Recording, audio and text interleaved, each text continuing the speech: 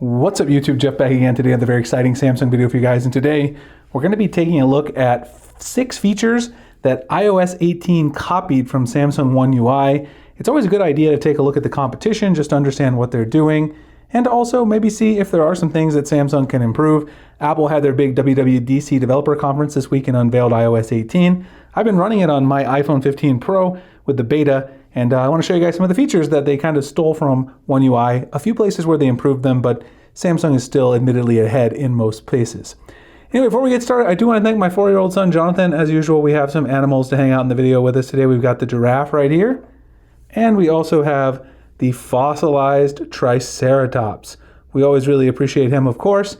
If you guys are new to the channel, or if you're a returning viewer, maybe you just haven't seen it yet, we do now have a website where we cover the latest Samsung tips, tricks, all that good stuff, news, sammyguru.com. You can find it over there. Some of the written content is expanding on the video content I have here, and some of it's completely new. If you're in the US, you can also sign up for our mystery box program, get a free case cleaning kit, desktop phone stand when you pre-order through our affiliate link. The Z Fold 6, Z Flip 6 program will be opening very soon. Get on the newsletter and sign up at the link in the description if you guys are interested in that. So let's go ahead and take a look. I'm going to go ahead and bring in my iPhone here. So here is the iPhone 15 Pro. I've been running the new iOS 18 beta on my iPhone 15 Pro now for about 2 or 3 days, and I want to show you guys some of the new improvements that Apple has made. Up first, as you guys can probably see, Apple has finally gotten on board with the customization train. They finally have colored icons. Of course, Samsung's had this inside of One UI for a while with the Monet theming engine that Google introduced and then Samsung expanded on. It's kind of limited inside iOS. If you long press on the home screen here and you go up to edit at the top, you can go to customize, and then down here you'll be able to choose between automatic, dark, light, and tinted. And tinted is what I was using here. You can choose any color, and you can also change the opacity of those. Now you can also use an eyedropper tool to choose colors from the background of your wallpaper. That's also been there on Android and One UI for quite a while.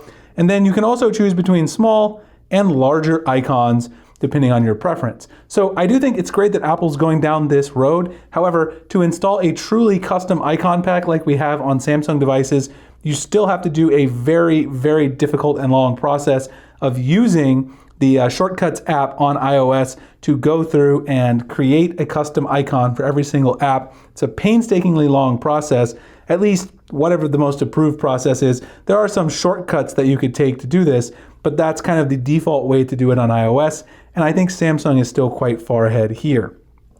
The next one is, as you guys probably noticed, you were not able to do this on an iPhone before iOS 18. That is, you can now move an icon wherever you want on the screen. It does not automatically fill it in, so it's not automatically going to snap back to the position up here. It's going to leave it wherever you place it. And of course, we've had this ability with Samsung phones and Android for quite some time, so this is not a surprise to any of us, but it is something that iOS users will probably enjoy. And I do think it's another step forward again into iOS customizing their overall look and feel.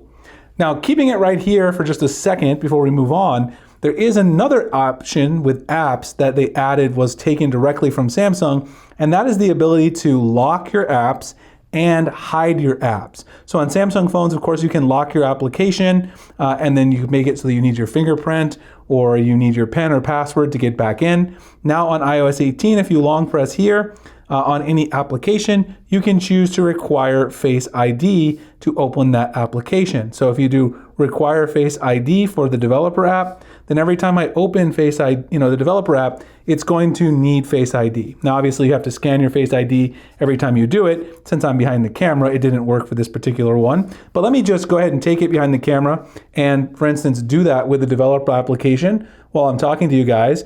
It is worth noting that when you require Face ID, the app is now locked. No one can get in. If you also want to hide the app, there's supposed to be the ability in most apps to also hide it as well as enable Face ID, but I have not found any apps running the iOS 18 beta right now where this actually works. Apple does say that that's coming, so we should expect to see that feature. Of course, we'll be able to hide apps for a long time on our Samsung phone on One UI. Now, if you do hide an app on iOS 18, it is supposed to go into a folder where you can then go back and restore it from being hidden, unhide the app. But it might be difficult for you to remember even hid it because that hidden folder is supposedly not going to be front and center. So keep in mind you can do a very similar thing with your Samsung phone and secure folder. Another nice thing that Apple has done with iOS 18 is they've given you the ability to customize your control center completely. Of course, we've had the ability to customize quick settings inside One UI for quite a while, but Apple's actually taken this one step further where you can now customize actually the length and size of each of these tiles inside of the quick panel. And indeed, you can also add third-party actions here to the quick panel. This is something that Samsung doesn't really give you the easiest option to do for everything. There are some limited ones in One UI and Android, but there are more options supposed to come to iOS 18 than what we currently have inside Android in terms of being able to add third-party controls, like being able to unlock your car, things like that. So I do think Apple did a good job here, specifically being able to rearrange and resize all of these tiles to the ones that you want the largest and the most present. That is something that's fantastic. I do commend Apple for that, and I would like to see Samsung bring further customization to the control panel with One UI 7.0. The final thing is a rather small one, even though it's not really a front and center kind of deal, but it is a very useful change for those of you out there who communicate with people with Android phones and do have iPhones as well. And that is we now have RCS messaging protocol supported in iOS 18. That means you're now going to get all of your rich text communications and interactions. And the fact that you don't have iMessage on your phone won't be such a big deal anymore. For those of us who are Samsung users texting iPhone friends, this is in fact a huge deal. And even though it's not a UI improvement, I do think it's a really big one. And again, we've had RCS on our Samsung phone for a number of years now. Apple was one of the last phone makers to kind of get in on that standard because they wanted iMessage to be such a big advantage for iPhone users. Anyway, I hope you guys enjoyed this video discussing 6 changes from iOS 18 that were stolen from Samsung One UI. And again, there are some things that Apple improved upon here. It is great to see iteration. Obviously, as Samsung users, we're always happy to have these things first. I'll probably make another video on things that Samsung could learn from iOS 18. If you guys are interested, subscribe for that. Make sure you check out the website, sammyguru.com, to get on the mystery box. Appreciate you guys checking out this video, and I'll see you in the next one. Thanks a lot for watching.